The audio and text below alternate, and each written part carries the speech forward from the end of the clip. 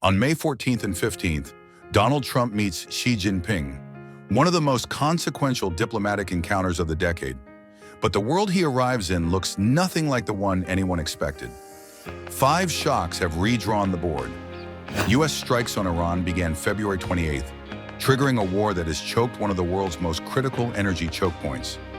Blockades of the Strait of Hormuz have disrupted the flow of roughly 20% of global oil, and China, which imports heavily through that strait, is watching with cold fury.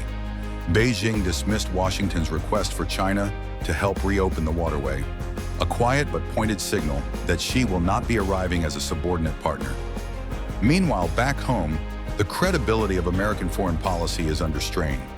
Critics argue that Trump's second term is marked by conflicts of interest, with foreign governments channeling money into his and his family's businesses in exchange for concrete policy outcomes.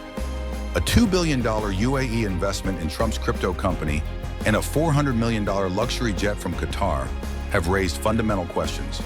When Trump sits across from Xi, whose interest does he actually represent? In Europe, a political earthquake.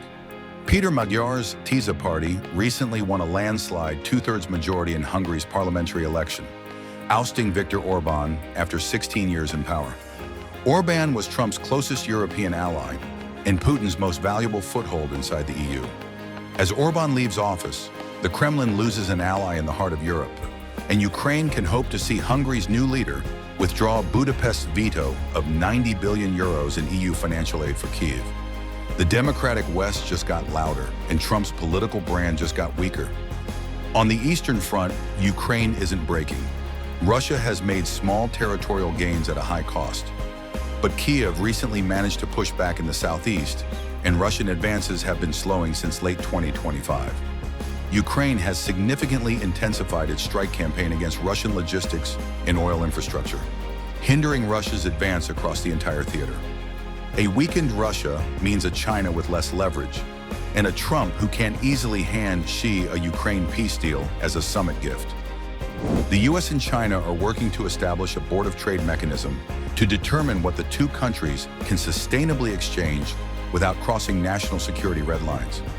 Rare earths, tariffs, Taiwan, always Taiwan, just off the table but never off the mind. Both Washington and Beijing are pulled toward each other like magnets. Trump wants to show progress, especially on trade. Xi wants to signal to the world that China stands at the same level as the United States. But 5 shocks have entered the room uninvited. When one side is distracted by a war, embarrassed by corruption, and just lost its best European friend, that's not leverage. That's exposure. We call it strategic flexibility. We call it an opportunity. May 14th and 15th. Beijing.